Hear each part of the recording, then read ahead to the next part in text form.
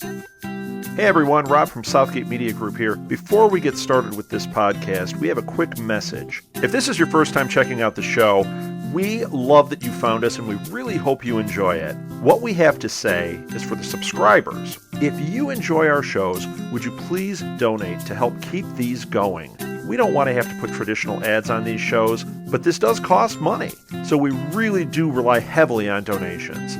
To make a donation to the show, please go to our website, www.southgatemediagroup.com. Go to the page for the show, and in the upper right-hand corner is a donate button. It takes you right to PayPal, and you can donate whatever amount you want. Thanks a lot for listening, everybody. And now, on with the show.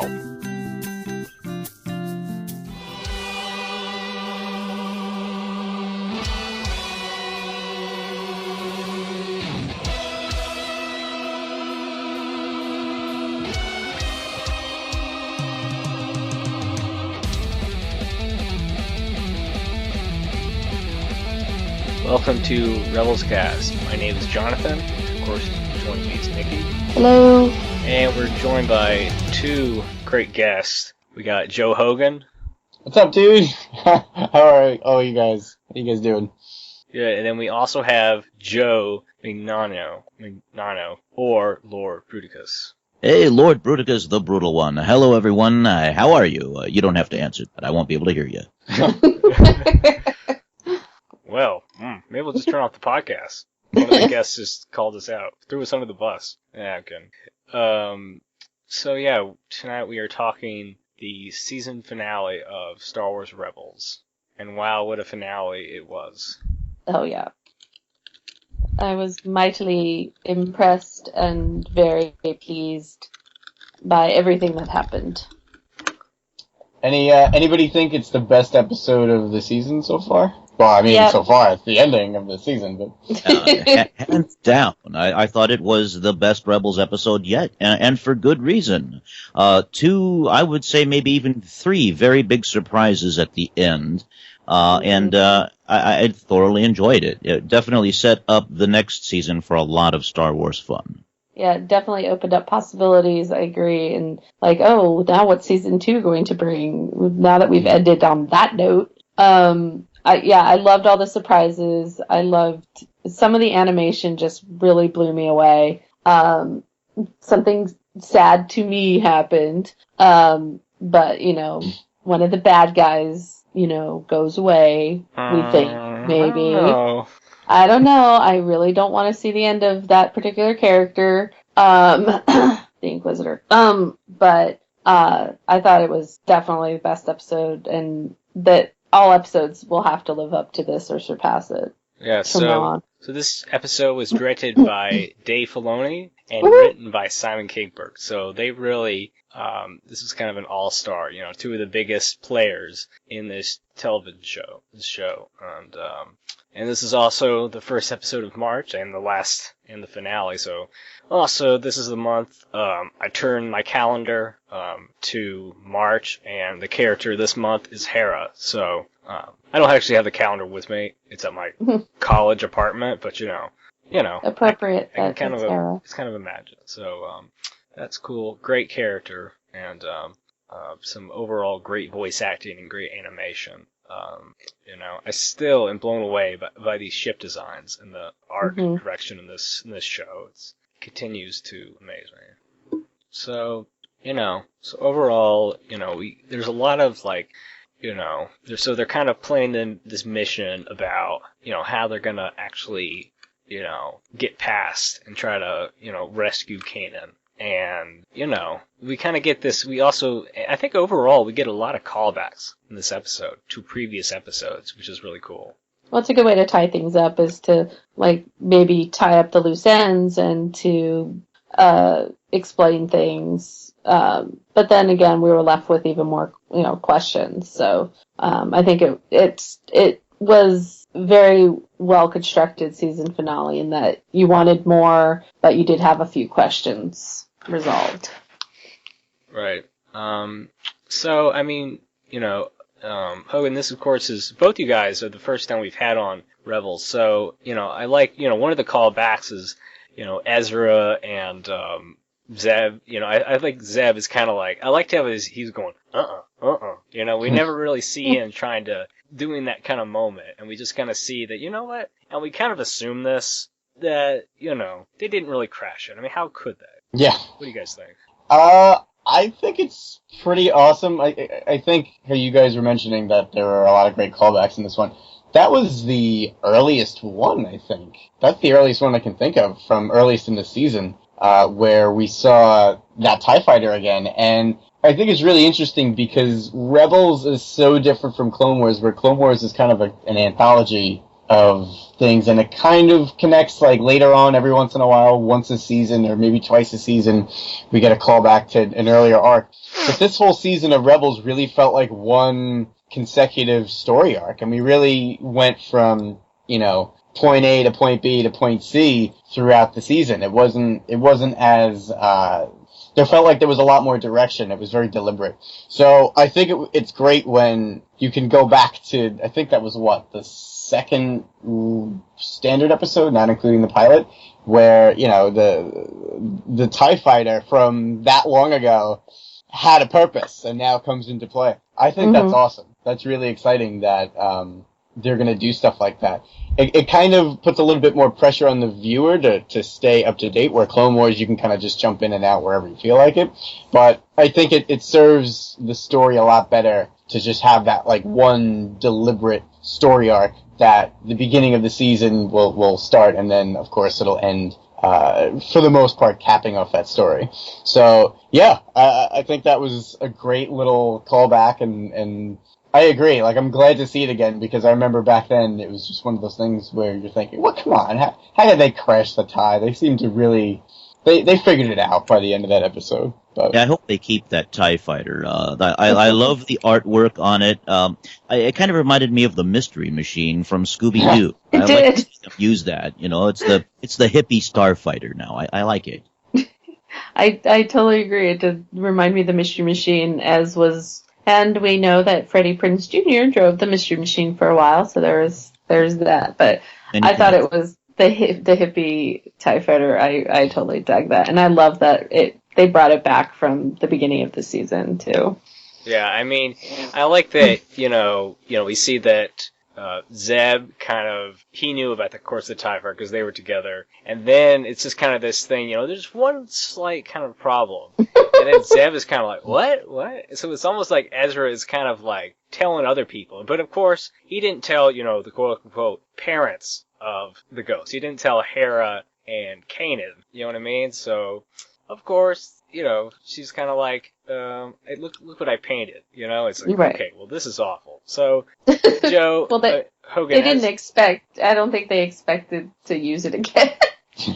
So, Hogan, as an artist yourself, what did you think of this, and what overall is your impression of Sabine as an artist? Oh man, well, Sabine and I are two very different artists. She's more of a impressionist, and she's very abstract in a lot of her things. I think the fighter looked awesome, though. I think she did a great job on that fighter. It was very bright and colorful, obviously, and it was cool. It's aesthetically pleasing to look at, and her stuff is always pretty awesome. Whenever we see her spray painting, not only in the exteriors of the ghosts, but also on the other TIE fighters and all the other little doodles she does. I kind of really want to see if she's really going to be the one to come up with the Rebel Alliance logo, because I feel like that's the direction they're going. They have that. She has that Firebird. I think that's a Phoenix or something like that. That's very close to it.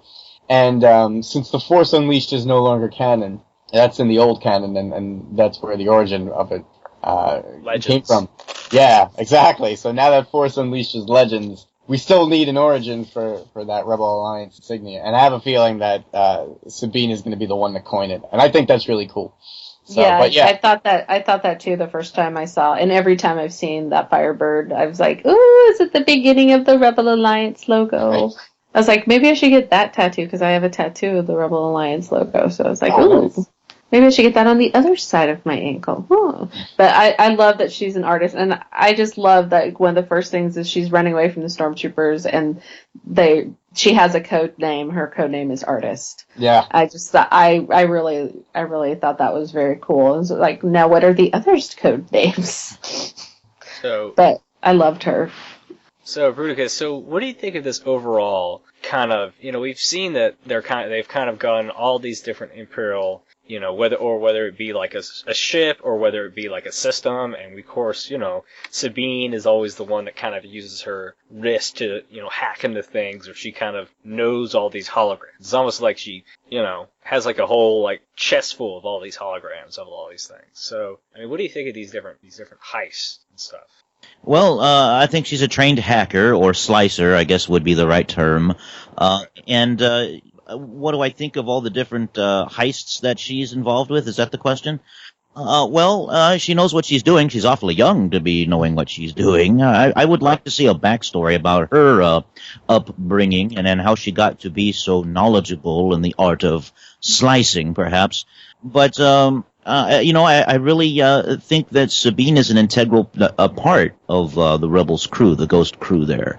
And now that we know that they know that they're not the only Rebel, I guess, what is the term that they used? A cell. Yeah, they're not the only ones now. So it's going to be interesting to see how they interact with other cells.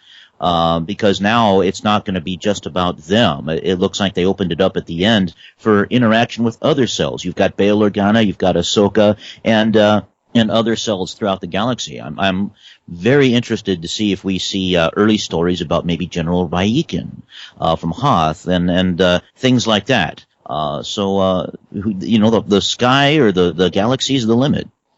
Yeah, I totally agree. I think that it's so many more places. We'll go to so many more worlds and meet so many more people. Maybe we will see like General Raikin and meet a young Han Solo, maybe, or because we met a young Lando. But there's so many possibilities, and I'm intrigued by the new characters that we might be getting, like the new Rebels. I want to meet more. Right. So, so we finally get to more torture. More torture of Kanan, the electricity. At least they asked him questions, though. Yeah. It wasn't like, they didn't even ask me any questions. I feel terrible, And I think it's interesting where Kanan and Ezra, they're kind of like hearing all these voices, not verbal people yelling, but it's almost like in the Force. They were hearing people, and Kanan, he still hears like his master saying, run. It haunts him. Yeah, I mean, when that's the last word the person you're closest to in the world say, and it's during a time of incredible upheaval and violence, I think you latch on, and the Inquisitor knew that and used it against him and the guilt that he feels. But I mean, we have to remember Kanan was just a kid when this happened. And yeah, of course he's going to do what his master tells him. He's been trained to do what his master tells him. He is a Padawan. And in that situation, she was trying to protect him. And I think once he embraces having a Padawan himself, he'll understand why she did what she did and why he had to run. Because he realized he would tell Ezra to run, and he would want Ezra to go. And but the Inquisitor is so dastardly and brilliantly evil. Not as evil as Lord Bruticus, but I just thought that was really an emotional moment, and where Kanan let his guard down for just a little bit. I gotta say, Kanan, not in a weak way, but we see a lot of his vulnerabilities throughout the series, and it makes him a lot more relatable, I think. Exactly. Totally. He's so honest about how just not as confident he is in being a Jedi, and when he wanted to get Ezra Luminara because she's a better Jedi, like you can see his very human vulnerabilities kind of showing, and he wears his heart on his sleeve a lot, even though he's trying to be this teacher and not so much strict, but he's just trying to be honest with Ezra about his own abilities, and when he's training Ezra on top of the ghosts that time when they were high in the atmosphere, and he was saying, I don't know, this is the first time I'm doing this. I have no idea. You can really see who he is as a person. He's not just the stoic Jedi, which I kind of feel like we're really used to with a lot of the characters that aren't the main focus in the movies. So it's kind of cool to see a more, at least to me, relatable Jedi, with the exception of, I would say, Luke. And, at times Anakin and Obi-Wan. But both Luke and Kanan, I think, had a very, while Kanan was trained from a young age and Luke was started training when he was, 18, 19 years old, I think that Kanan's training was never completed. Mm-hmm. And Luke never really had a full training. So you're dealing with two people who had stunted, official training in the Jedi arts. So they do have, makes them both more relatable, like you said. Because he is more human, because I didn't have to do all of this. I'm just, I only know so much and what I saw. So he's kind of flying by the seat of his pants, and just kind of like Luke was. Well, I agree, and if it's okay to talk about this, the duel between Kanan and the Inquisitor there at the end. Oh my God, and that Kanan, was amazing. Yeah, when he thought that Ezra was gone, Kanan all of a sudden didn't hold back at all. When he revealed to the Inquisitor, you're right about one thing. I am a bit incapacitated there, if you will, but now that I have nothing to fear, look out. And then a short duel ensues, and the Inquisitor gets overpowered. And I was kind of hoping, of course, being the Darksider that I am, I kind of was thinking that Kanan might go a little bit to the dark side. He was letting go of his fear, and maybe, but he didn't use his anger to his discredit. He should have. And I think he probably could have ran the Inquisitor through, but but no, he had control of his fear, but he didn't have anything to fear. So so Ezra was really one of his vulnerabilities, I guess. And when he realized that Ezra was gone, well, he didn't have anything to lose. So I guess maybe Kanan was kind of thinking that, well, if he dies, then it's no big deal, because everything that he needed to lose was gone, his biggest fear. And of course we learned that wasn't the case, but that Ezra was fine. Speaking of Ezra, interesting, those scars on his cheek there towards the end. Do you guys think he'll keep them? Kind of like Anakin kept his scar over his eye. I hope so. Yeah. Cool. I think so. I assume they have some kind of treatment for that, but I think it's kind of almost like a battle scar, kind of something to remember. Yeah. In the situation, so. Yeah, it's I went through this hell, and this is how I came out. So it's kind of like a metamorphosis, like a change. And I just have to say, I totally agree with you, Lord Bruticus. That scene, that duel, was one of the best moments of the whole season. That was, if not my favorite moment of the whole season. The animation was brilliant. The music, of course, I started to get a little weepy, because it was the duel of the faiths moment, and it was so mirrored what happens in the Phantom Menace. I was just like, that moment.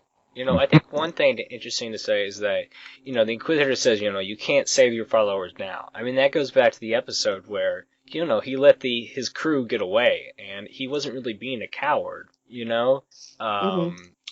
was just following orders back when his master told him to run. And this previous time, he was just trying to protect them. But I think the problem is that, he was trying to use, Kanan partly as, bait. And I think it's just like, you know what?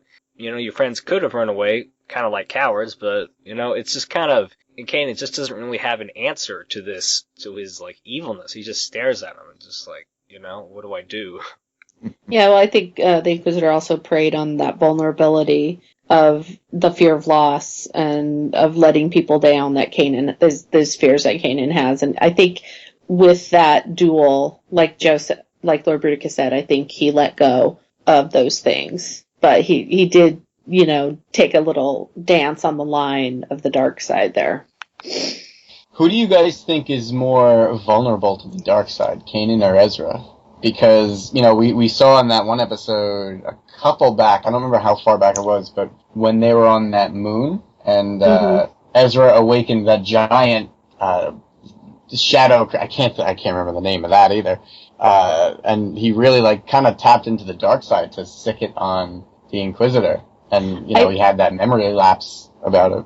Well, I think that Ezra at this point probably is more in danger because he's so young and he's so new to the whole thing. He's still dealing with, you know, so much anger about his parents and fear, and we all know that leads to the dark side. So I think that he has to get more control over his abilities and his emotions. Whereas I think Kanan definitely has more control, but, you know, there is a part of him that does react in anger. But I think Ezra, so I don't know what everybody else says.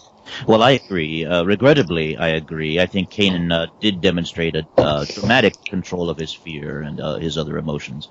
Ezra, on the other hand, yes, much more vulnerable. I think he has a particular weakness, a softness for Sabine, perhaps. We've seen him wink, wink at Sabine a couple times, or kind of look at her with a nice little smirk on his face there. A foreshadowing, maybe. Ezra, we will win him over soon enough. You know, I do want to mention Fulcrum, and who has been someone who's kind of popped up here and there, and, you know, the Inquisitor, you know, through his other means, you know, maybe of other torture or something, somehow found out, you know, actually who, you know, that Fulcrum is with the other rebels, and the fact that there's other cells, even though, you know, Zeb and the crew of the Ghosts were kind of like, you know, they just thought they were kind of alone. So, I mean, in general, Hogan or Bruticus, what's your take on Fulcrum? I mean, it is revealed who this person is, you know.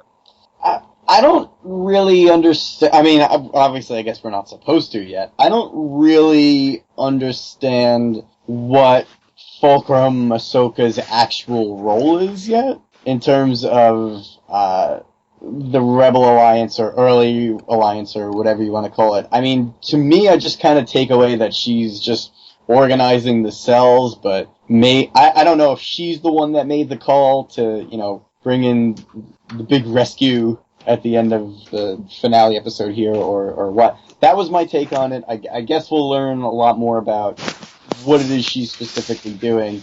As getting Ahsoka back in general, I think it's awesome. I think we all kind of wanted that coming off of Clone Wars to see what really happened to her, even though, you know, we got a pretty good send-off from her at the end of Season 5, I believe.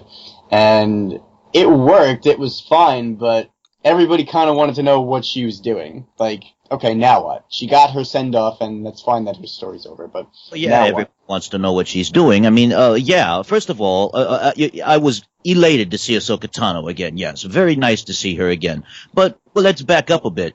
Ahsoka Tano has demonstrated that she couldn't lead Geonosians to a sporting event, okay? She can't make up her mind about anything. She voluntarily quits the Jedi Order when she was finally exonerated and proven that she was never guilty of committing any crime.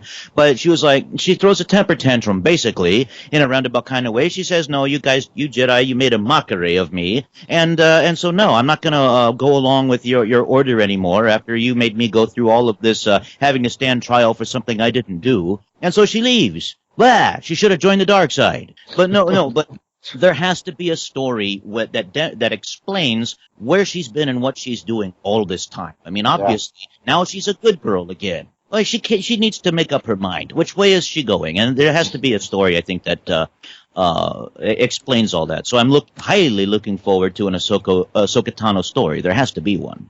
Agreed. I mean, I think it's, you know, switching, you know, transitioning to something else. I mean, we still see, you know, throughout, and I think it's easy to kind of bring Ahsoka in and to bring on these other, you know, Jedi-related stuff, because, you know, still Zeb is kind of, you know, joking around and saying, you know, use the Force, or, you know, Ezra, he's trying to reach out to Kanan, and he's like, you know, think, you know, harder, and, you know, it's just like, it's interesting because it's like, it's not like these things are immediate, you know, they have to concentrate, you know, and I think, you know, someone like Sabine is starting to accept, and I think eventually more and more members and people will, you know, start to accept. Yeah, I think that having Ahsoka back is pretty cool. And she was never one of my favorite characters on Clone Wars. I kind of found her whiny. But she grew on me. I think that's due to Ashley. I think her portrayal.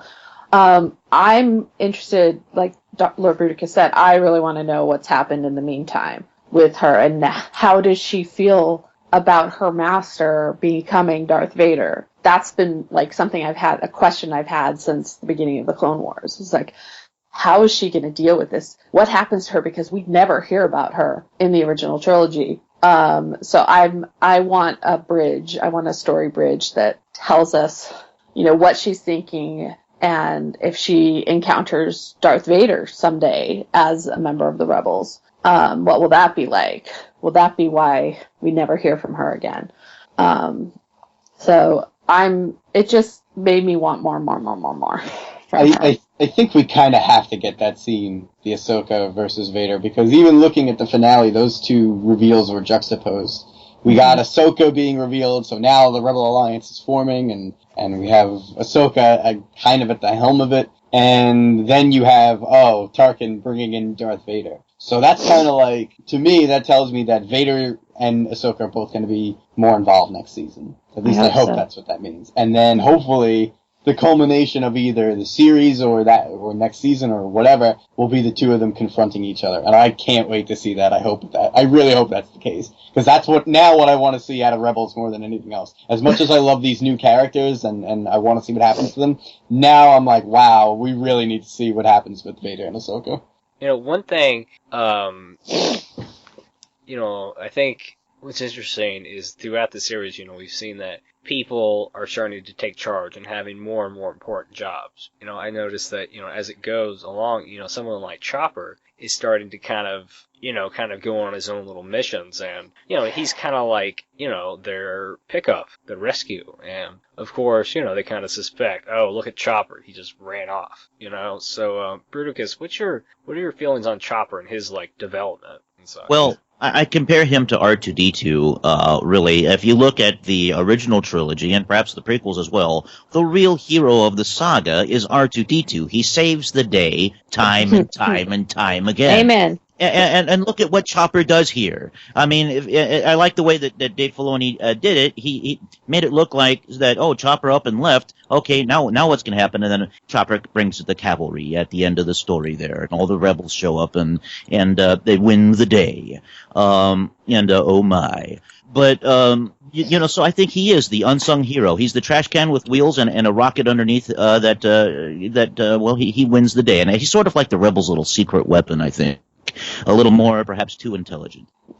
Yeah, Agreed. I think it's kind of a cool scene when, and we've seen this before with Fulcrum, the hood and everything, and it's just like, this is Fulcrum, who is this? And I guess somehow, somehow through some kind of communication, that's how they like get reinforcements, and I think it's kind of cool that, it would have been interesting to see more of the conversation, but, only so much time, so it's just kind of, and we've seen, of course, Ahsoka's attachment to these droids, so I thought it was kind of cool that she got to see, another one. So. And she had that little moment with them. Oh, go ahead, Joe. Oh, I'm sorry. When Chopper kind of wheeled up to her after the big reveal, she had that little moment where she kind of kneeled down to him and had that quick little moment where she pat him on the head. It reminded me of, how she was with Goldie and R2-D2, how she always had that soft spot for the astromechs. And maybe she has a history with Chopper. We don't know what Chopper's history is. Maybe. That would be interesting. Do we know who R2-D2 and C-3PO are attached to at this particular point in time? I think Bail Organa, right? Possibly. We had that first episode after the pilot, yeah. What about Captain? Are they still with Bail, or are they with Antilles yet? Right, Captain right. Antilles. I get the impression that they're kind of sent on different missions, but I think they still kind of belong to, Captain Antilles, kind of going back and forth between him and like Bail Organa. But I think in general they're kind of sent on these different missions, like when we first saw them, and it's always funny them two together, and it's just like you never suspect droids. Yeah, now that we see that Bail Organa and Ahsoka Tano are now working together, maybe Ahsoka and R2E, as she puts it, have a bit of a past. There could be a story involving the two of them. So getting back to the conversation about Ahsoka and Chopper, maybe there is a bit of a connection between Ahsoka and R2D2 still. That would be interesting to see. She does like her astromechs, apparently, and so it would be nice to see Ahsoka go on a mission. Definitely a confrontation between her and Vader, but how cool would it be to see some interaction between her and Chopper, or even R2, all of the Clone Wars? Yeah. I'm all for it. And bring me R2 anytime, and I am happy. And include Chopper, and you've just sent me over the moon. Because I love those two droids together, and I love them individually. And one of the things I did like about Ahsoka was that she was so techie, and she appreciated R2. And some people just dismiss, oh, he's just a droid. No, he's not just a droid. But I do love that Chopper took it upon himself to contact Fulcrum and was like, who is this? It's like, how did you get my number? Kind of thing. And that's kind of one of the things I was trying to allude to, is that Chopper did the same thing that R2D2 does in the movies, is that he saves the day. It's like Star Wars was meant for the droids to save the day, not the actual heroes in the film. It's the droids that do all of the heroic work, it seems. That little droid did it right past the we're losing. Yeah. You know what I mean? It's just like, it's really the story of the droids. I'm all for that. It's a story. Star Wars is about the droids and Han Solo. That's just how I feel. For the girls, it's always Han Solo, you see? A lot of my friends, like, growing up, the girls, like, oh, Luke and Luke and Luke. I was like, he's such a whiny brat. Oh my god, bring me Han Solo. And Boba Fett. But, Start calling myself Brilliant then. But yeah, there were so many wonderful moments in this episode with Chopper. I like when his beeps and little noises sound like words, like with the uh-oh. Yeah, I've listened. I mentioned this in the last episode. I don't know if you guys have, but if you put on like the subtitles, sometimes it usually just says like droid beeping, but sometimes they actually do translate it, so it's like uh-oh, or and stuff. So I think that's kind of cool the way they do that. The way they kind of have fun like that. Well, it did sound like he said uh-oh. I love when his things sound like words, like like sometimes I swear he says, "Oh, for God's sake." And then throws up his little hands. I get the impression that Chopper swears a lot, and I love having that idea in my head. That I just run with that. Every time I see him answering back somebody, he's saying something, really. There's a reason we can't understand what he's saying. So. Yeah, I love that idea. I like what he did to the Imperial droid in the episode right before Fire Across the Galaxy there. Rebel Resolve, I think the name of it was, at the end when Chopper just kind of dumps the Imperial droid out of the ship there. And, he's like, whoops, they wanted to keep that droid too. In fact, Zeb even kind of jokingly said, I think I like you better than our current resident droid that we have. And it looked like we were going to have a second droid on board the Ghost, and Chopper wasn't going to have any of that. And he kind of just, when he bumped him out off the ship there, he kind of said, whoops. Kind of like Spopa did in episode 1 when he put a little bit of sabotage there on Little Orphan Annie's pod racer. He was like, whoops.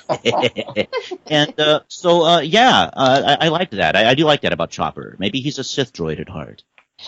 If any droid was going to go Sith, it would be Chopper. Getting back to Ezra, I think it's interesting that, the first time we introduced to him, in the Bark of Rebellion, he was just, total sneaking around and stuff, because that's how he kind of made it out, since he was 8 years old, he was sneaking, and of course, we have another image where it's just kind of like, we can't get up there, but you can, and it's just him, his shortness and stuff, and, being able to crawl through the vents and such, and just, cutting through, another vent. I think it's just cool that, he's still little and he's not crazy about it, but I think there's a lot of situations where, his size definitely helps them. Right. He's a lot more comfortable in his own skin, and I think it's interesting how in the beginning when we first met him, he wasn't a team player, he was all about himself, and now he's the first one speaking up. We gotta go get Kanan, He's the first one to rush in and defend other people and always, it's a total 180, and I think it shows a lot about how he's grown and how the crew of the Rebels really kind of is this weird mishmash family. that they really do care about each other. So I like that we've seen a lot of growth in him over the course of the season. Yeah, I do too. I think that he's really, now he has something to fight for, whereas before he's kind of like this Aladdin-esque, or Disney's Aladdin-esque, like one step ahead of the, of the stormtroopers. So he has something to fight for. I mean, before he just kind of given up. Like, he's just living to survive, basically. And now he has something to live for and to work for and to motivate him. And I think his arc has been the most profound, and I think it's supposed to be. Because, like, with Luke, he's kind of, the story is, of the original trilogy is Luke's arc. Luke's hero's journey. I think Rebels is part of Rebels is Ezra's hero's journey as well. I like your allusion to Aladdin. I'm sorry, I didn't mean to cut you off. No. I was just going to say, though, I feel like the entire Star Wars saga is Anakin's journey. That's all I was going to say. But continue. Yeah. Well, I liked Lord Bruticus. your allusion to Ezra there as Aladdin. When I saw Spark of Rebellion, the very first Rebels episode, that was the first thing I got was, okay, this show is Star Wars meets Aladdin meets Firefly. And that's what it was. It was Ezra trying to stay one step ahead of the stormtroopers and surviving like Aladdin did in the beginning of his movie there. And at the end, it all culminated like Firefly. It's a crew in a ship, and they're going around, trying to make money throughout the galaxy there, and survive, getting odd jobs here and there. But now look what we have in the next season. They're full-on rebels. There's different rebel cells, and it's no more Aladdin, no more Firefly, none of that. It's actual Star Wars, and we have Clone Wars stuff involved as well. So I really like the way the series has evolved from the beginning of the first season. And the character development and things like that. So yeah, I'm very fired up for season 2, much more than I ever was for season 1. At first, I thought, I think Rebels is going to be more of a kids show. I really thought it was. And with Clone Wars, you never got that. At least I never did. With Clone Wars, I thought, okay, this is someone anybody of any age can enjoy. The kids love it. Adults love it. And I didn't quite get that feeling with Rebels in the beginning. I mean, I kind of did. But it was very, very much Disney-fied, I thought. But now, not the case. I think Rebels, on a fan appreciation level, I think is on par, if not even exceeding what Clone Wars did, just from an adult fan perspective. I think that Clone Wars was a little darker in tone. Like, overall, the animation was a little darker, and so therefore you kind of got a more adult feeling from it. And I think, though a lot of kids did watch Clone Wars, a lot of things probably went over their heads, because I think those of us who have such knowledge of the trilogies or the saga had a little more, inside information, and were able to enjoy it on different levels. And kids, they could just saw really cool fight scenes and droids and lightsabers, and whereas Rebels, I think, started as, this is how we can get the kids in. It was more kid-friendly animation. And tone, but it's also got the darkness, because a lot of people die in Rebels, not by stormtroopers because they can't hit anything, but I think it's become something that both kids and adults with more knowledge of the saga can enjoy. It's kind of reaches everybody, whereas Clone Wars, I think a lot of people felt like only real Star Wars fans could enjoy it because we had the inside info. We understood what was going on. Yeah, I agree. I mean, I'd like to move on to one of the biggest highlights of this episode, of course, after, Ahsoka and the brief Vader appearance. I'd really like to talk about this lightsaber battle, and really kind of reminding me a little bit of Duel of the Fates in episode 1. Oh, it totally was Duel of the Fates. They didn't even use it was the same setup. It was the same music. I mean, it was beautifully done. Just that Darth Maul was silent, and the Inquisitor actually, spoke. He's chatty Cathy, that Inquisitor. Yeah, he was. He's a bit of a talker. But I think that even with, it mirrored Obi-Wan falling off the bridge, just like Ezra did. Though Obi-Wan caught himself and was able to use the Force to leap up. It wouldn't be realistic for Ezra to do that. But, I mean, you had the villain with a double-sided lightsaber, the funny-looking villain with a double-sided lightsaber, battling these two Jedi, so to, if we can call Ezra a true Jedi yet.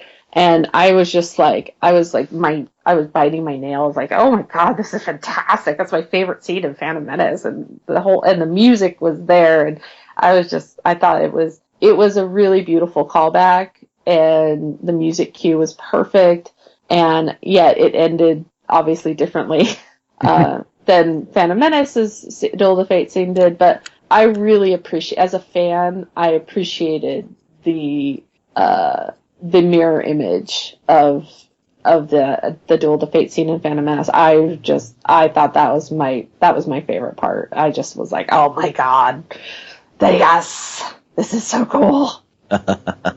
Yeah, who thinks that the Inquisitor is still going to be around? I'm not sure if he's going to return or not, but it seems like he might be done for. Maybe. I hope he comes back, because he is one of those bad guys that I just love. He's so deliciously evil. There's just nothing good about him, but he is so fun to watch, and I think Jason Isaacs was the perfect choice to voice him, because he does evil so well.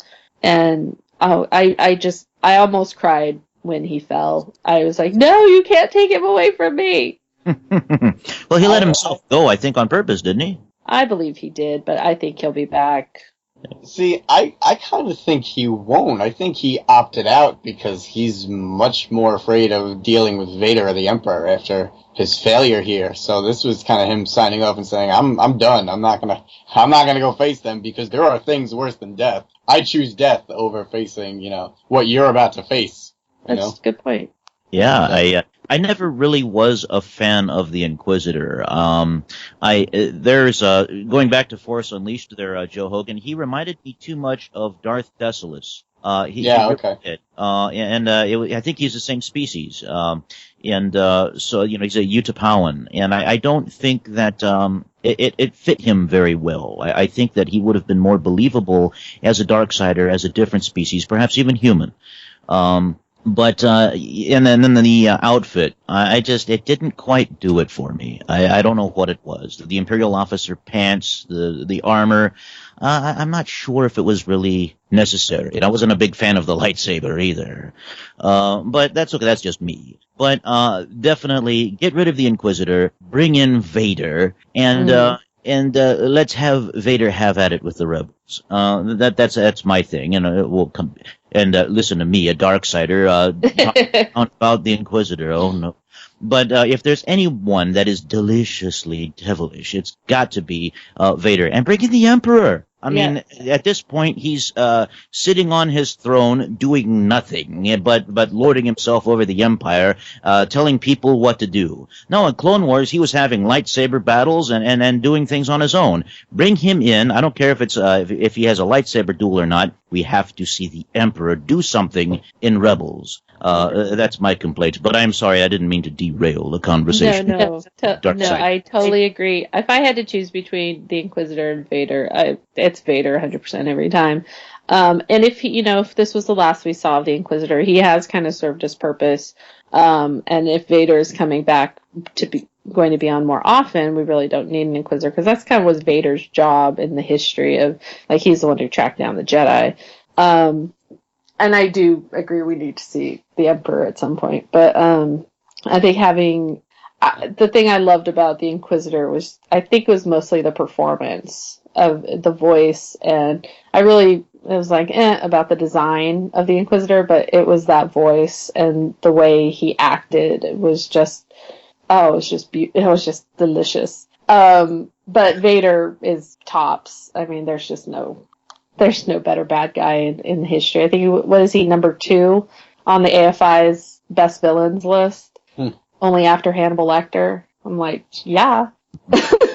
I put him above Hannibal, but that's just me. If the Inquisitor ate people, he would be number 1 then. Yes. Look at those teeth. He might. That's how he would beat out Vader. Yeah, with those teeth, he might actually eat people. When he smiled, I mean, that part of the design, that smile was just like, oh god, that's creepy. That's just wrong. When he would try to smile, because it was like, okay, you're getting too much joy out of this, and that smile just makes me think you want to eat me. Like, I look delicious. I was like, woo! But I mean, if we have seen the end of him, that's fine. I will miss Jason Isaacs. But if the trade-off means Vader, I'll take the trade-off. What do you guys think about, so obviously we had the Inquisitor chasing down the Rebels, we had Callus, and now we have Vader. Did you guys think it was kind of strange that Tarkin got involved with that? Because, like, isn't he more of a Death Star overseer kind of guy? Like, how did he end up with this in his plate? Like, how is this his responsibility? Well, he's always kind of been anti-rebel. I mean, we learned that, and maybe this is like part of the beginnings. I mean, he's heard, things like the rebels have escaped far too much in his career. But I think that it's because he wants to quash the rebellion, any rebellion. And that's what he's about. And we don't know if the death, we haven't seen a completed Death Star yet. So maybe once that's done, he'll transfer out of rebel hunting and into leading the giant ball of death in the sky. But I thought it was fine to have him because he just is so anti-rebellion. Any kind of major upheaval, which kind of happened with the spy within the rebels, what's his face, who turned out to be working for the dark side. So I was kind of happy to see him, and but he can go away for a while now. Just leave me Vader. I think another possibility is that he wants to oversee the torture and hopefully, making sure the Inquisitor does his job of, getting information out. And if, the Inquisitor fails, Tarkin, can report to the Emperor or Vader, and I think that's kind of part of this thing, because I think Tarkin has recognized that this thing has just gotten much bigger. So I feel like, and maybe the Emperor gave him an order to kind of oversee this and kind of, have, the Death Star still being built, but kind of dealing with something like this on the side. Yeah. He is a company man, so, I mean, if the Emperor told him to do this, he would do it. But, Lord Bruticus, do you have an opinion? Well, as a matter of fact, I'm not sure how canon it is, but I just got finished reading the Tarkin novel, or should I say, listening to the unabridged audio version of the Tarkin novel, and it kind of alludes a little bit to the fact that, and I don't want to spoil it, but it kind of alludes to the fact that Tarkin encounters his first rebel in here, and he's kind of told towards the end that the rebel person that he encounters, he says, "I'm not the only one." So right off the bat, Tarkin is aware that there is a rebellion of some kind going on, and I think in his frame of mind, he's rather obsessed with beating them out. And so much so to the point that in A New Hope, in Episode 4, he's desperate to find out where Leia's rebel friends are. And he goes to that whole Inquisitor thing, if you will. He tries to inquisit the information out of her. So I think that that's Tarkin's frame of mind, that, yes, he's in charge of the Death Star. He's given that in the novel. That's his pet project here. But at the same time, I think he is mentally obsessed, as opposed to the Emperor. I think the Emperor could care less about the rebels. To the Emperor, they're nothing more than a headache. They're like, yeah, whatever. They're not going to bother me. I've got an empire. What is this pitiful little band of people going to do to me? But Tarkin, I think, on the other hand, sees the imminent threat. And I think he's obsessed with weeding out that threat. And then Vader, I think he's kind of torn in between. Vader, I think, wants the Jedi gone, but at the same time, he's like, I must serve my master. The Emperor has other things that he'd rather be doing. That's just kind of the impression that I get. But just to answer the question, I think Tarkin is a bit obsessed with getting rid of this rebel threat to the Empire here. Yeah, I mean, I think something else to point out is that, like we mentioned before about the parallels between this and previous Rebels episodes, as well as Episode 1, is kind of I think Kanan getting mad after the Inquisitor pushed Ezra off, and which kind of parallels Obi-Wan getting mad, which also kind of is similar to the Emperor saying, telling Luke, only your anger can destroy me, or no, Vader said only your hatred can destroy me. So what do you guys think? I mean, was the Inquisitor trying to, pry him and just kind of wanting him to kind of bring out, his dark side in Kanan. I think to an extent he wanted to bring him down and to get rid of the Jedi. He just was like, it's my job to kill all the Jedi, and I'm gonna have a little fun torturing you while I do it. It's he's a sadist, and he's gonna do what his master tells him to do, but he's gonna have a little fun before it's all over. Yeah, and I think every true Darksider, it's their mission, their goal to overthrow their overseer and become the next big dog, the next type alpha, leader there. Because a la Darth Vader in Empire Strikes Back, he tried to get his boy, Luke Skywalker, to overthrow the Emperor with him, and they could rule the galaxy together, right? Because Vader realized he couldn't do it himself. I didn't quite get that from the Inquisitor, though. The Inquisitor definitely is not really a Sith Lord, I think. I don't see him trying to get rid of Vader or team up with Vader, get rid of the Emperor or whatever. He doesn't seem to be on a quest for power.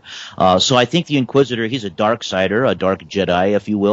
But I don't see him as a Sith, so I don't see him as doing that typical usurping kind of way that the Sith are renowned for, if you will. And I forget what I was going with that. The dark side's clouding my vision there. But the Inquisitor, he's not a true bad guy. I think he's just whereas Maul, he was all brute force. There wasn't really any masterful skill, I think, other than the fact that he was an outstanding lightsaber wielder. But he was all a brute, if you will, to borrow a term.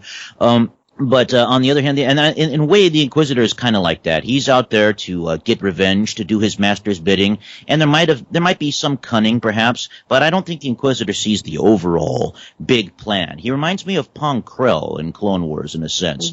Of course, Pong Krell, he wanted power, but the Inquisitor is happy with just being a member of the dark side, I think, and doing bad things, and he's looking at doing things for himself. He's not looking at the overall big picture. So I think it's convenient for the Inquisitor to go out here, I think. But I will let someone else take over the conversation. I forget how where I was going with that. We'll put the train back on the right track here. My brutal apologies.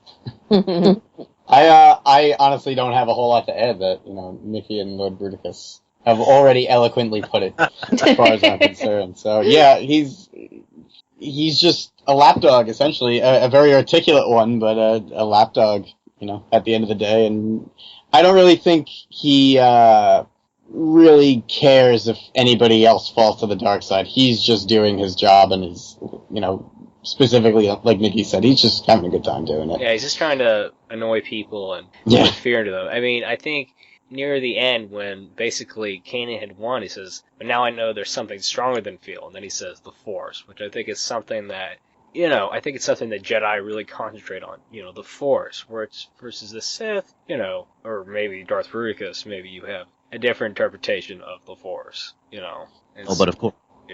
But, for me, my interpretation of the Force, that's something after I've had a bunch of burritos and things like my dark side is very potent, very powerful. Okay, let's not go too much down that rabbit trail. No, you wouldn't want to, no. Yeah. No. So I think, what is your thoughts on the the art and the animation and the choreography? I think, with Clone Wars, they came a long way with the lightsaber battles, and I think this is kind of a built upon, and we have, Kanan having dual blue lightsabers, his and Ezra's, and I thought that overall battle was really nice, really well. Yeah, I loved the animation. I actually was making notes during the episode, and that was one of my favorite parts, was that lightsaber duel in particular as being great animation.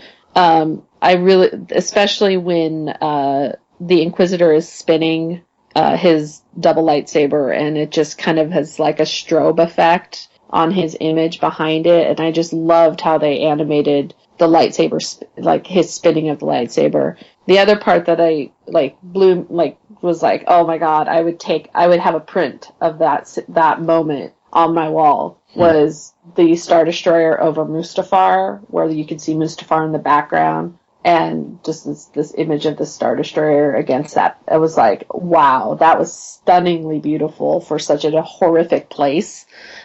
I mean, just that red planet with the Star Destroyer in front of it. It was just so beautifully done with perspective. The perspective was really amazing. And I was like, I would own that as a print.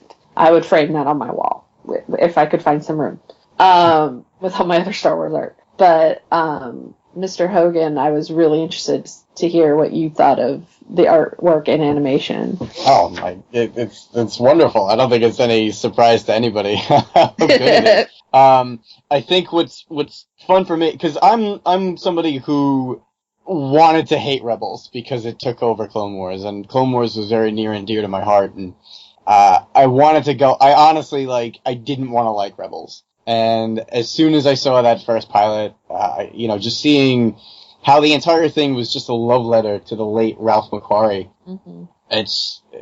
how can you not fall in love with the style? Even though, it's similar to Clone Wars, but it's still its own identity, and what I appreciate a lot about it in the relationship to Clone Wars is for the most part, it's that same crew. And they've come such a long way with visuals and their animation quality. And it's a night and day difference from that first Clone Wars movie, in 2008 to now. And it's almost it's its own separate entity, of course, but it's astounding to see how far they've come and how gorgeous it is. And yeah, you have cinematography that's gorgeous. It's brilliant as far as I'm concerned. That exterior above the planet Mustafar shot with the Star Destroyers, everything is gorgeous. Everything looks like a painting done by Ralph. And I love it. I love every you could pause any frame and it would look like a work of art. And that's what I love about the aesthetics on this show. One thing also, getting back to something a bit deeper for a sec, I think it's interesting that, finally, when Kanan really brings it during the fight is when the Inquisitor's lightsaber is, spinning, and Kanan, sticks his, both his lightsabers, and, the Inquisitor's like, what the heck is going on? And just, slice, I think, not something quite we thought of, but, it kind of makes sense. Something like that, there's always a risk of, somebody sticking a lightsaber in there, and then, boom, both of them go flying, and now he's hanging over a wall, on a ledge, so... Well, it made me think of my training lightsaber that I bought years and years ago that had that very similar design. I actually bought it for my nephew, and then he got a regular lightsaber, and so I took it back. But it had the circular thing that was to help train. I was like, oh, I didn't think I could do that with it. Huh. Next time I have a duel with my 9-year-old nephew, I'll know what to do. I'm gonna use that. That little maneuver reminded me of what Anakin did to Count Dooku, Darth Tyrannus, when he de-handed Dooku there. It was like a little quick flick of the wrist. Here, I'll show you how much and in a way, it was kind of like a little dark-sided maneuver in the sense on Kanan's part, in that he's like, here, I'll show you what the Force can really do. And just a quick little maneuver, and then the Inquisitor's disarmed, and my jaw dropped. I was like, that's it? The Inquisitor, for all of his boasting and goading, and I'm the dark side, and I will always will always be better than you, that kind of attitude that the Inquisitor had, in that split second, he's disarmed and hanging from a ledge. I don't want to say I was disappointed, but I thought, well, the Inquisitor could have gone out a little bit better. If you're going to be a Darksider, go out like Mace Windu did, go out with a bang. I guess he did go out with a bang. There's an explosion there, but... with a splat? With a splat, maybe? Yeah, a splat and then a boom. Yeah. The ship blew up. I've been interested to see if he escaped from the Star Destroyer somehow, but I doubt it. I think that I think the Inquisitor's done for. But I think that it was an allusion, perhaps, to Anakin disarming Dooku. At least that's what that reminded me of. Yeah, agreed. I think also it's another kind of mirrors when Anakin was when he had the two blades at Dooku's throat, and he was kind of urged by Palpatine to kind of, do it, and I think, Jason could do it a lot better than I could. And I think it's good that Kanan didn't go to that dark place, that he just kind of, just didn't do it. He just kind of let the Inquisitor, there's always a chance, but I guess the Inquisitor could kind of, backstab him or whatever, but, doing something. But, I guess he kind of just thought, the Inquisitor is done with or whatever, The Inquisitor backstab someone? Never.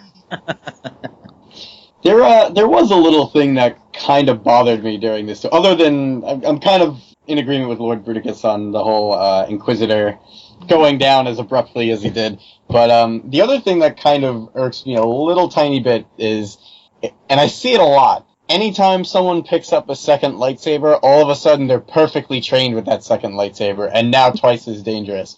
These guys only train with one lightsaber for the most part of their lives. They're ambidextrous, Hogan. They're apparently. It's astounding to me that all of a sudden they know how to use two of them in perfect harmony and dual. I don't know. Yeah, it's a good point. I mean, some people have trained with them for a while, but yeah, someone like Anakin. I mean, granted, in Episode 2, he doesn't last very long with that second lightsaber. That's true. I think Dooku. It goes the way of his hand. Dooku pretty easily disarms that other saber. But yeah, it's a good point. Yeah, I never thought about that. Yeah, I was like, it's just so cool that even after hundreds and hundreds of viewings of the prequel trilogy, I was like, wait a minute, how did he do that? Is there a new class that the Jedi Academy has and double lightsabers? I mean, because the Jedi is only supposed to use his lightsaber for defense, never to attack.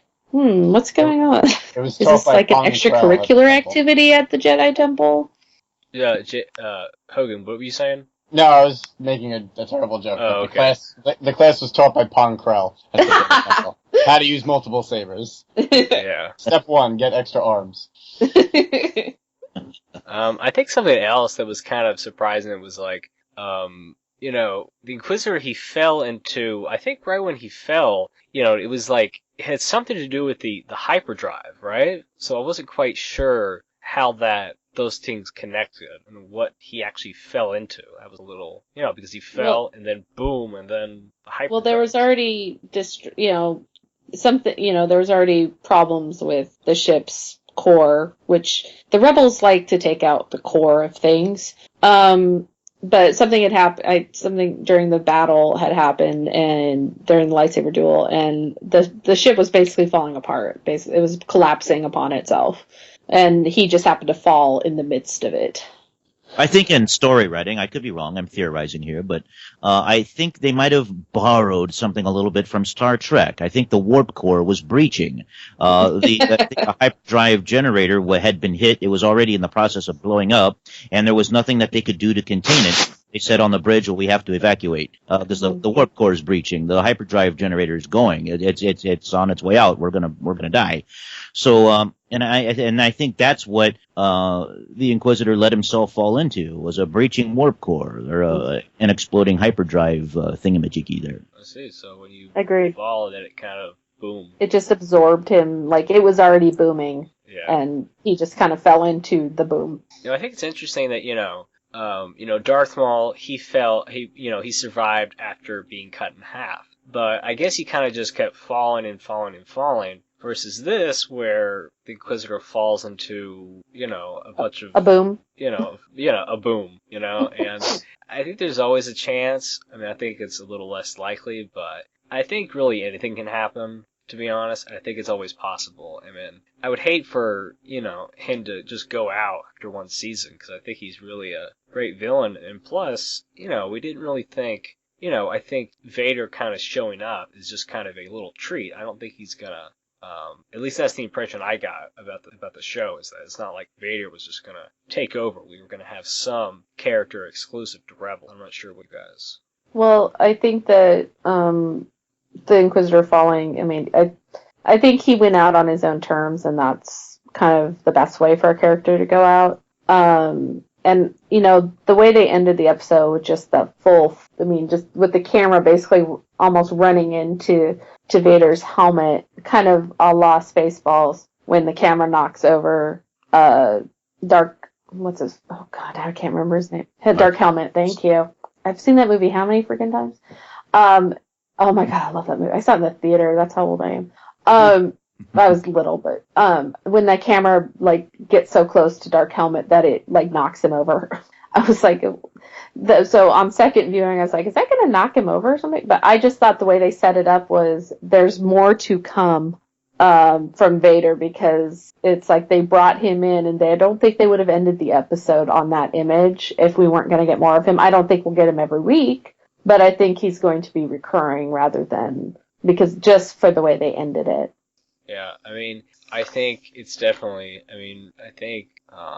it's not really quite sure about, like you said, Vader, and I think it's definitely cool after I think whenever the Rebels are kind of making the escape is always really cool, and, didn't really mention this before, but, I thought it was funny where, all the ties kind of came in, 1, 2, 3, and then, like, the fourth was, like, this, like, completely painted up one, and he's like, Surgeon's like, oh, that's not regulation. That's not regulation. And, well, I kind of like it. It's just so, and it's not like they were alarmed or anything. Oh my gosh, what is this going on? They're kind of just, oh, okay. And I think that's just simple. They're just, the stormtroopers are very simple-minded, or they just don't feel like that's their job to, like, alert someone. These things are kind of fun. I like stormtrooper humor more than I like the battle droid humor. I do too. Big fan of stormtrooper humor. One of my favorite funny moments of the episode was actually stormtroopers, and it was, that's not when they see the TIE fighter, they're like, that's not regulation, and the other guy goes, I kind of like it. And I was like, okay, finally some like individuality from a stormtrooper. Like, they were so used to them being just not funny and just basically almost clone-like. But I was like, oh, I like that. That was funny. And I'm a huge fan of Sand Troopers because I love their uniform with their shoulder guard. I was just like, when I saw these stormtroopers on the Star Destroyer, I was like, black shoulder guards? Yeah, that was cool. Must have figure, must have bust. Oh my god, that is so cool. And I was like, why is it that I feel that way about those? Just because it's something different. I just thought they looked so kick-ass. So just like, oh, that's so cool. But, still can't hit anything. Yeah, well, it's those buckets they wear, yeah. Yeah, those buckets are not, I've tried one on. I've always had a theory. Stormtroopers and Greedo. Stormtroopers can't shoot because they have just this narrow tunnel vision that they're forced to have with that helmet on. And then Greedo, well, he's a walking fly. He's got the vision of a fly. He has to pick a target, one of many, True. Yeah, I've tried on some of my 501st guys, like, helmets just for fun, and I'm just like, how do you see in this thing? It's like, that's why we need the Imperial officers to lead us. Because you guys just walk in front of us and we just follow you. So I was like, oh, okay, that's why I'm here. Okay, good. Well, I have reached a crossroads. I must part ways. It is time for me to proceed to my place of employment soon here, so I must leave this conversation. But it has been a very, very lively and fun. I am looking forward to next season of Rebels. All right. Could you first Thank you for being here, Lord Bruticus. Would you mind just like a couple minutes, just like telling the audience like what your next is for Dark Empire Radio? Oh, sure. Well, as people may or may not know, I am one of the leaders thereof of the Dark Empire Costume Club, a nice little place for all fans of the dark side, but especially Star Wars in general. And you can find us at thedarkempire.org. We're going to be we have a nice display set up for Celebration Anaheim here next month, and we're going to have a nice 10 by 30 foot space, a couple of very large photographic backdrops you can take pictures in front of. We're going to have a 4-foot tall Sith holocron that's going to be the centerpiece of our display. If you enjoy listening to my dark-sided voice, you can find us at darkempireradio.com, and there's other podcasts on that site as well. HoloNet audio dramas, where I tell fan-written stories set to Star Wars music and sound effects, and that's a podcast even for a charitable cause. We give out audio CDs to fans of Star Wars that can't see or can't read or anyone at all, and I'll be giving a couple of hundred of those CDs out at Star Wars Celebration at the Dark Empire display.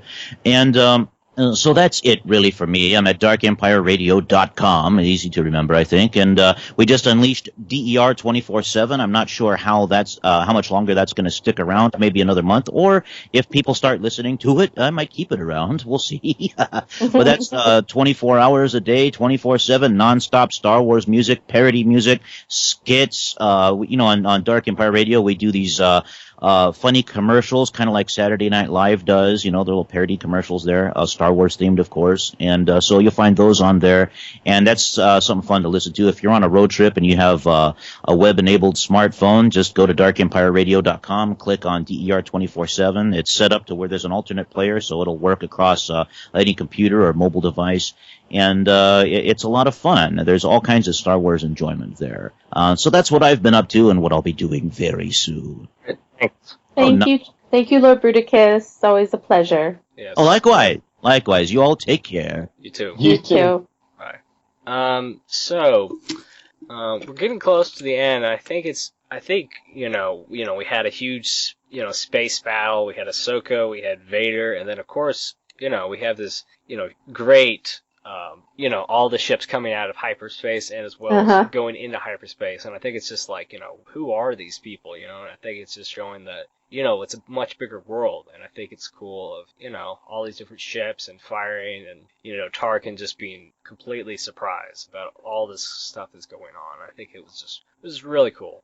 Yeah, I love seeing the blockade runners. I was like, Corellian Corvettes, which is what we used to call them back in the day. They were nicknamed the Corellian Corvette.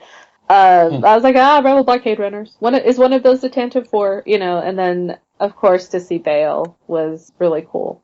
And it just connected it even more to, it would be natural that he would be a part of a rebellion against the Empire. Yeah, seeing the new and the old come together, I had to watch that episode a couple times, just because I'm sure I missed something the first time. So it was a great episode. I thought artistically it was just fantastic, and story-wise, acting-wise, direction, it was the full package. And it was like, why does this have to be the finale? I want more now.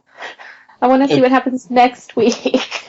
I think we're spoiled because of Clone Wars seasons used to be so much longer. They were almost double the length. Yeah, well, I think next season's going to be longer for Rebels, too. Well, that's good. That's a plus. So, Joe, what did you think of the space battle in general, on the whole?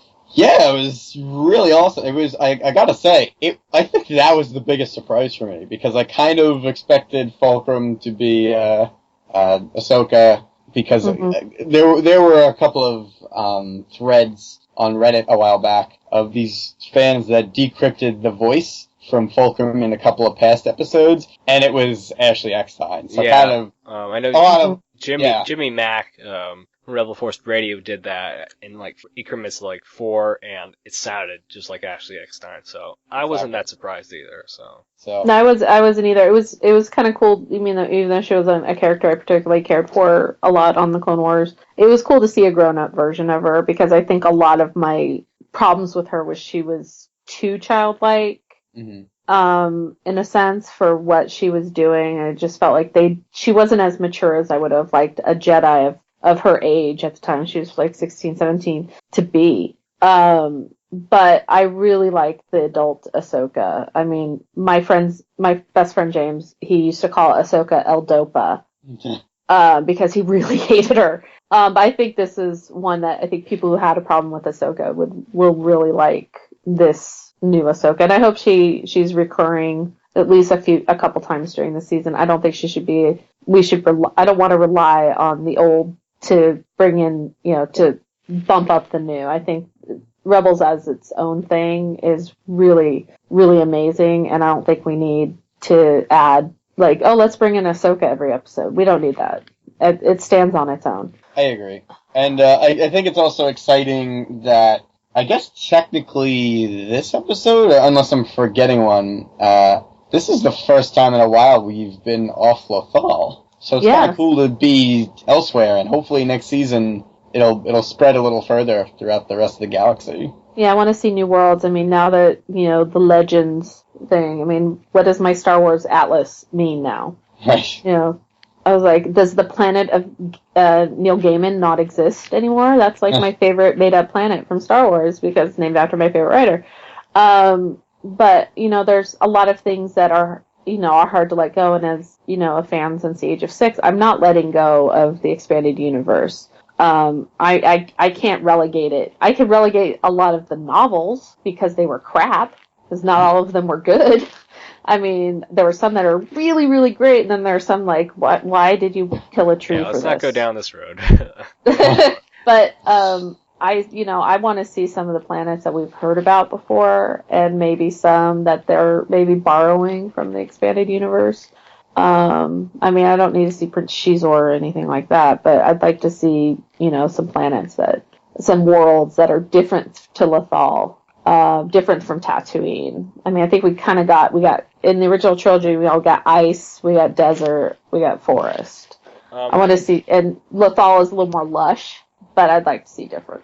Something else to mention is that, this going, near the, the resolution of this episode and really of this season is kind of takes us back to like where Sabine was very insistent, that, Hera was like, you got to trust us, and if you were ever captured, you wouldn't know, you wouldn't be able to speak about it because you wouldn't know. I mean, Ezra said, my name is Jabba, and I like the fact that that kind of came back later, and he didn't really know anything, and I think in that case it was good, and it seems like, I guess they kind of thought, well, all these ships came out, they now know there's more rebels, so we'll just change the protocol. I guess good as time as any. I guess I wasn't really sure if did they not mean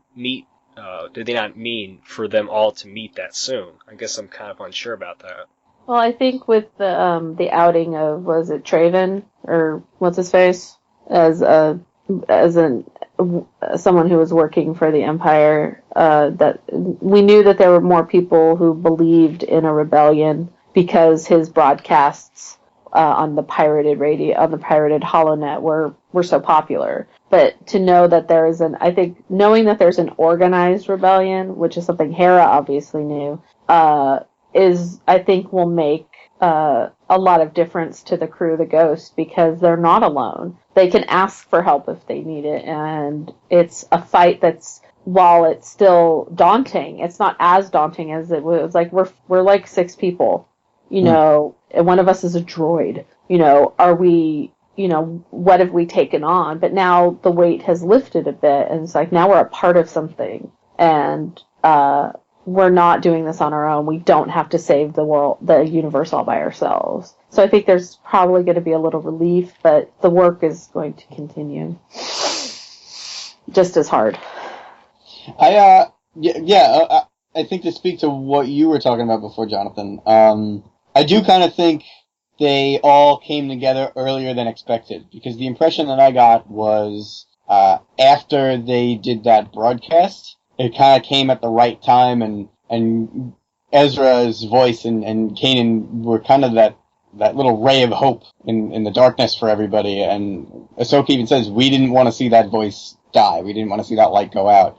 So that's why we kind of, sped up the plan a little bit. So I definitely got that impression that they were not supposed to be meeting and coming together yet, but because of the circumstances, they figured, all right, well, this is something worthy of risking jumping the gun, but it's a big deal. We should do it. Yeah, I think when Chopper sent out that message to Fulcrum, it was like, okay, we gotta save these guys. So guess what? We gotta let a little more. We gotta let these guys in on it, kind of thing, because they wanted to help. I mean, that's what the rebellion is. It's about helping those in need, and defeating the Empire, obviously. So. I think it's interesting that, she's asking, they're asking Ahsoka Tano, why did you come here? And it's just, Ahsoka, just says, she doesn't kind of get she doesn't really mention, the rebels or anything. She kind of sticks to the Force because of you and your apprentice. I think is interesting. The fact that, I think, because we know that Jedi can kind of feel, where each other are and such. I'm guessing, she somehow used the Force to kind of find them. And it's just kind of a guess, Maybe, because I think for the most part, Kanan didn't really know anything, right? So Ahsoka was essentially talking to Hera. Hera was the one who was doing all the organizing on the Ghosts crew's part. So I mean, you can probably argue that because Hera was with Kanan and, they had a connection through the Force, maybe. And because she said because of you and your apprentice, so that's obviously has to be Kanan and Ezra. That's true. Plus, also, Yoda was able to make the connection to the two of them also. Yeah. And, I think with the Inquisitor kidnapping Kanan, and it's all become very public, so it was like, well, because of you two, we all had to come out of the closet.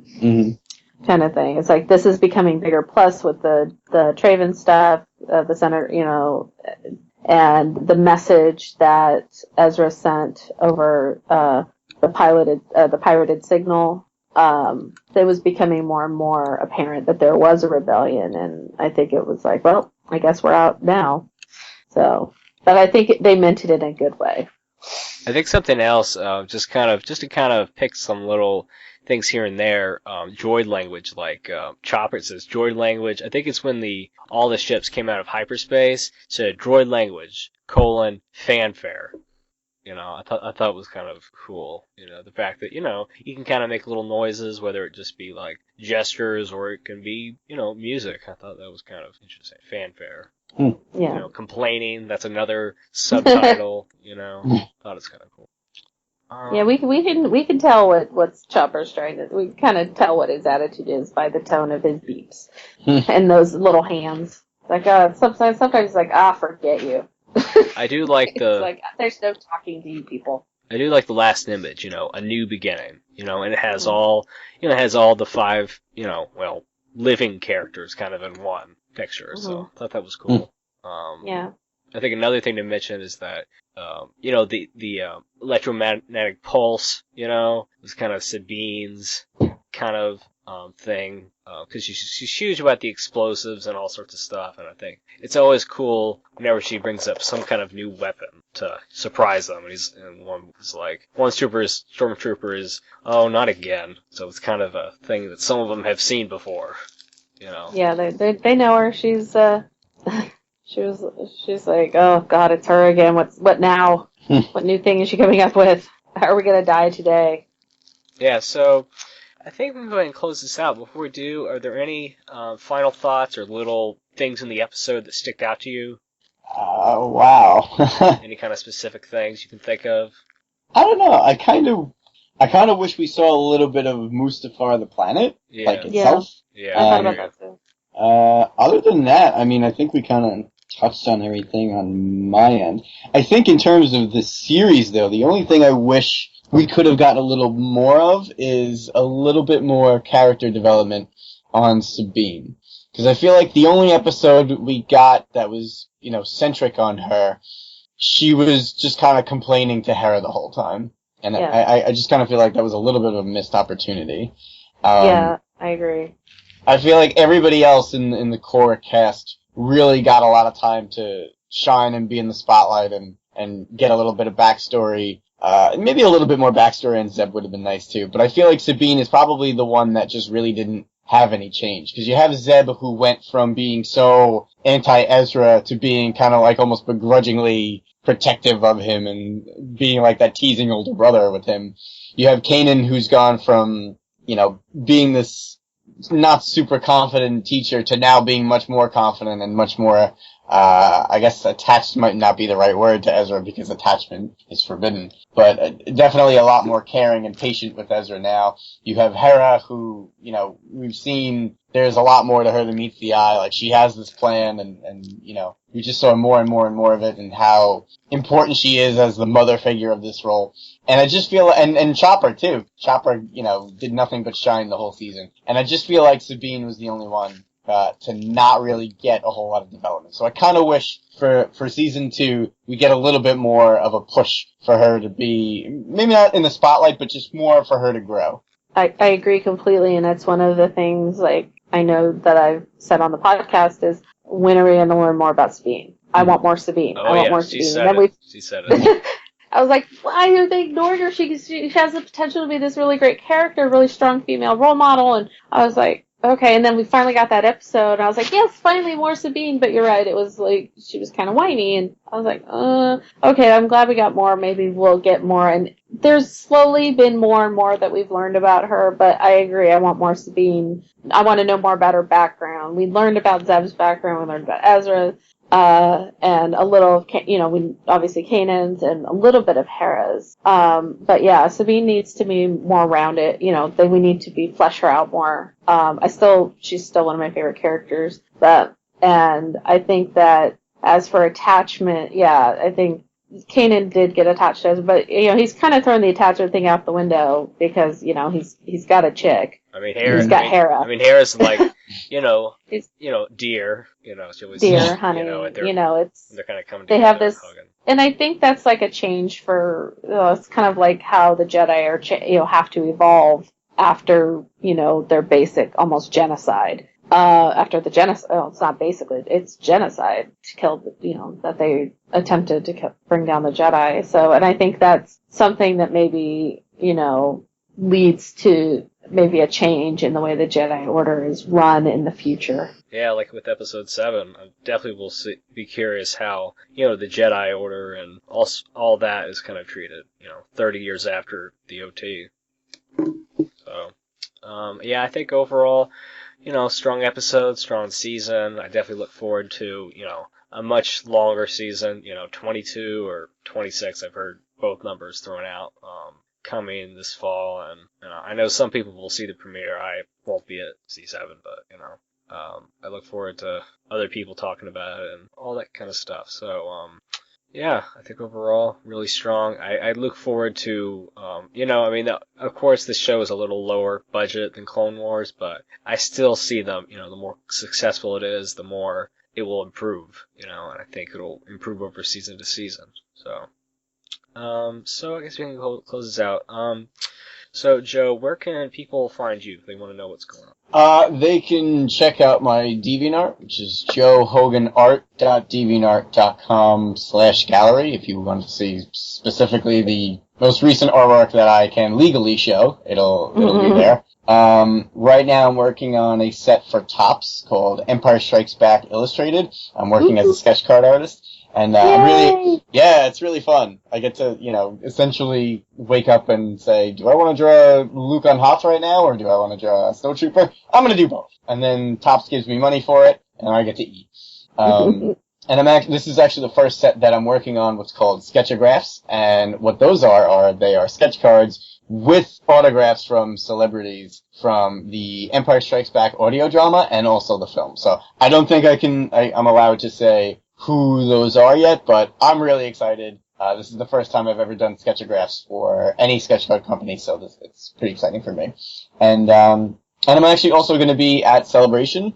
Another artist friend of mine, Christy, did this really awesome 501st Clone Trooper print. And so he has his own table in Artist Alley. I'm going to be there helping him because I'm pretty sure he's going to get a ton of commissions while he's there. So I'll probably be handling his sale. So if you are in Artist Alley, stop by. I will be there. I don't bite. Chris might, but I don't. And I'll make sure he doesn't.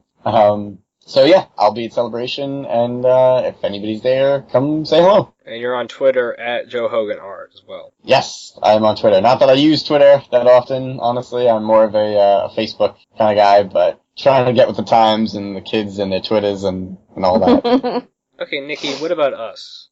Well, you can find us on Twitter at Radio Free Indoor, and Jonathan at JeBell49er, and me at iHeart Colson. You can also find us on Facebook. And you can find us on iTunes. So leave us reviews, leave us questions, comments, try to, interact. We like to interact with you guys, with everybody who listens. And, you can also find me on iTunes at the Helicarrier podcast. Yep. And you can also, check me on the anime podcast, Radio Ramen. We just started a mini manga show by a listener who just joined the team. So if you like anime and stuff, check that out. Unlike this show that's going on hiatus, anime never really goes on hiatus. So as soon as one season or series is over, we'll move on to the next one. So in the meantime, I think, even though Rebels cast will kind of go on hiatus, I still want to kind of do other stuff, whether, getting back into the news on the main feed, doing commentaries or, book comics. I definitely like to kind of get into that as we do the long wait for the next season of Rebels. So, yeah, and just check out on the Southgate Media Group all the other 50 or 60 podcasts we have, and pretty much something for everyone. Okay, so for Joe Lord Bruticus, Mignano, and Joe Hogan, I'm Jonathan. I'm Nicki. Thanks for listening.